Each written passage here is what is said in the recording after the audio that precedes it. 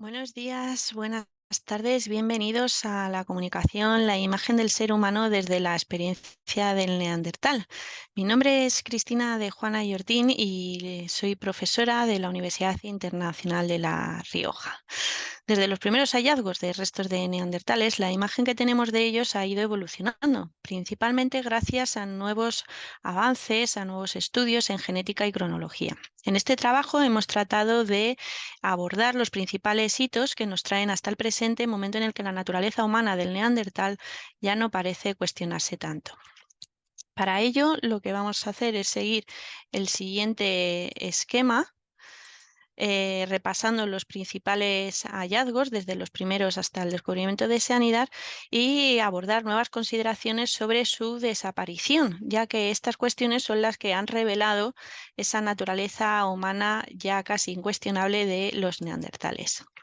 Entre los primeros hallazgos destacan esos descubrimientos en Bélgica en 1829 o en Gibraltar en 1848, que suponían algunos restos fósiles, pero no fue hasta 1856 cuando en el Valle de Neander, en Alemania, se encuentra un esqueleto más completo que permitiría estudios anatómicos más completos. A pesar de que el hallazgo se hace, como digo, en 1856, no será hasta 1864 cuando William King adscribió todos los hallazgos de Neandertal, tanto los anteriores como los del Valle de Neander, a una nueva especie humana a la que llamó Homo neanderthalensis, aunque esto se produjo en un contexto en el que algunos de sus colegas tenían reticencias y además coincidiendo apenas en unos años con la publicación del origen de las especies de Darwin sobre la evolución humana. Con esta nueva definición de especie también nacía una nueva ciencia a la que hoy ya estamos habituados, como es la paleoantropología.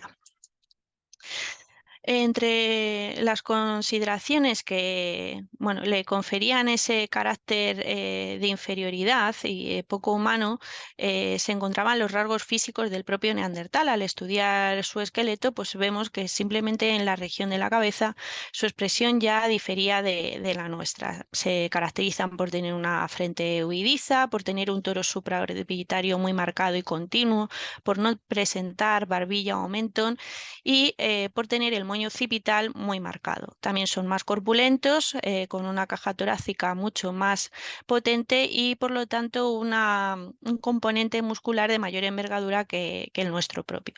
Sus rasgos físicos lo asociaban en un principio con un ser poco humano, quizás hasta bestializado, que se habría adaptado mal por su falta de inteligencia o ausencia de capacidad para el habla, algo que hoy en día ya sabemos que no es así. Incluso esta consideración tan despectiva se volcó sobre el lenguaje más común, sobre el lenguaje cotidiano. Cuando a alguien que es torpe en algo le decimos no seas neandertal. Estas ideas hoy han sido superadas. Debemos darle las gracias en gran parte a Ralph Solecki, quien no sabiendo muy bien cómo descubrió esta cueva, llega a descubrir Sanidar en Irak y lleva allí hasta en 5 ocasiones campañas de excavación entre 1951 y 1960. Lo que hizo Solecki fue una zanja que atravesaba de norte a sur toda la cueva, encontrando individuos, tanto hombres como mujeres y niños, es decir, individuos de diferentes edades, que le hicieron saltar al panorama internacional. De entre los restos destacará uno que tiene nombre propio. Se trata del fósil Sanidar I o Nandi, como se le conoce popularmente, que era un individuo relativamente mayor, de entre 40 y 45 años, que había sufrido graves lesiones que incluso le habían provocado la pérdida de visión en el ojo derecho, la amputación del mismo brazo y que le habían obligado a caminar el resto de su vida con una muleta, lo que le provocó una fuerte escoliosis. Eh, Esto implicaba que he tenido capacidad para organizarse en equipo y ofrecer cuidados a Nandi, provocando su supervivencia, y que además tenían capacidad para incluir al diferente, al necesitado. tenían capacidad para la compasión y para los cuidados. A partir de estos hallazgos de Sanidar, sumado a recientes hallazgos que se han ido sucediendo en el tiempo hasta el más reciente de Cova Sandrín este mismo año, en el 2024, el estudio de los neandertales se hace cada vez más complejo y parece que cada vez son más parecidos a nosotros. Esto hace diluir esa imagen del ser bestializado y nos hace cuestionarnos cómo compartíamos la vida con otra especie. En cuanto a las consideraciones de su extinción, vamos a abordar 4 pilares. Uno va a ser el de las hibridaciones, otro el de la enfermedad, otro el del cambio climático y por último hablaremos de ese pilar importante de la tecnología y la cultura. Porque sobre estos pilares que tratan de dar explicaciones a la desaparición, no vamos a hablar de extinción de los neandertales, vamos a ver muchas similitudes, vamos a ver cuántos se llegan a parecer a nosotros. Nuestro principal objetivo es destacar todos aquellos factores, por tanto, que les asemejan a nosotros mismos sin condicionamientos de pensamiento. Respecto a las hibridaciones, hay que comentar que estos estudios han sido posibles principalmente gracias al gran proyecto del genoma neandertal, que marcó un hito al confirmar por primera vez y de manera irrefutable que se había producido hibridación entre neandertales y sapiens hace más de 100.000 años en Oriente Medio, durante más de 30.000 años después de la migración humana fuera de África. Neandertales y humanos se habían cruzado, pero además, una observación clave es que la ascendencia neandertal es mayor en los individuos del este de Asia en relación con los europeos. Los avances en la comprensión de los genomas se imponen como una herramienta más certera que los estudios morfológicos de épocas anteriores. Se confirma además que la descendencia de estos híbridos, las descendencias de estos primeros cruces entre sapiens y neandertales eran fértiles.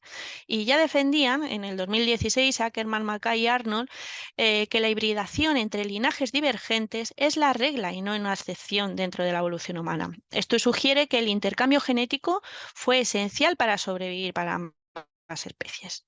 Por tanto, los avances en genómica lo que nos ofrecen es cada vez un escenario más complejo de las sociedades paleolíticas.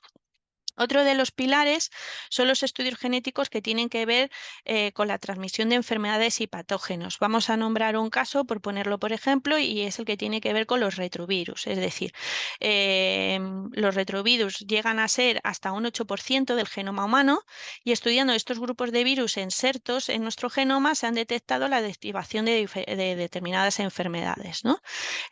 Un trabajo sobre esto es el que pone de relieve cómo el provirus K111, que se genera a partir de la infección con VIH1, aparece tanto en neandertales, denisovanos, como en humanos anatómicamente modernos, como en sapiens, ¿no? En nosotros mismos. La diferencia entre los sapiens y los neandertales y denisovanos es que los sapiens tienen más variabilidad en este sentido. Tienen hasta 100 variedades del provirus K111, pero todos ellos tienen este mismo provirus respecto a la misma enfermedad. El tercero de los pilares es el factor climático, quizás el más popular o el que hemos oído con mayor frecuencia y sin embargo también en el que tenemos resultados más controvertidos. El cambio climático se ha citado con frecuencia como una posible causa de la desaparición de los neandertales en Eurasia, pero no se puede obviar que el cambio climático afectaría a ambas especies, ¿no? Esto por un lado, y que además llevaría inevitablemente pues, modificaciones de las estrategias de subsistencia, de movilidad, de tecnología, demografía, etcétera, como en cualquier proceso humano, ¿no? Que también tendría su reflejo en las expresiones culturales y simbólicas. Sin embargo, hacer corresponder los cambios climáticos con estas adaptaciones suele ser complejo porque los registros paleoclimáticos y arqueológicos no suelen tener la misma escala. Por eso este factor resulta tan controvertido. Hay trabajos como el de Columbu del 2020 que ponen de manifiesto que realmente el clima no jugó un papel alguno en la desaparición del neandertal. Incluso reivindican que las relaciones entre neandertales y humanos modernos se aborden desde una perspectiva de condiciones climáticas y ambientales favorables para ambas especies. En un ambiente favorable, nos encontraríamos con otro escenario completamente diferente, ¿no? Hay autores como Fabre que lo que sugieren es que la competencia por los mismos recursos, ya que está demostrado que tenía los mismos hábitos dietéticos, es lo que pudo haber acelerado esa desaparición del neandertal, ¿no? Si aunamos ambos puntos de vista, lo que nos encontramos es que los neandertales se encontraban en una situación de estrés climático por un lado y de estrés añadido por la presión de los grupos sapiens que sabemos que se encontraban en mayor número a lo largo de toda Eurasia. Por todo ello, podemos considerar de manera certera que la implicación climática no es segura y que por lo tanto aún es necesaria más investigación para poder obtener una reconstrucción paleoambiental y paleoclimática de alta resolución. El cuarto de nuestros pilares tiene que ver con las expresiones culturales y tecnológicas. Gracias a los estudios neurocientíficos sabemos que el habla está asociado a la capacidad para la música y que por tanto, bueno, esas flautas de Jura de Suabia que habíamos intentado no relacionar con neandertales puede que ahora estén más cerca que nunca.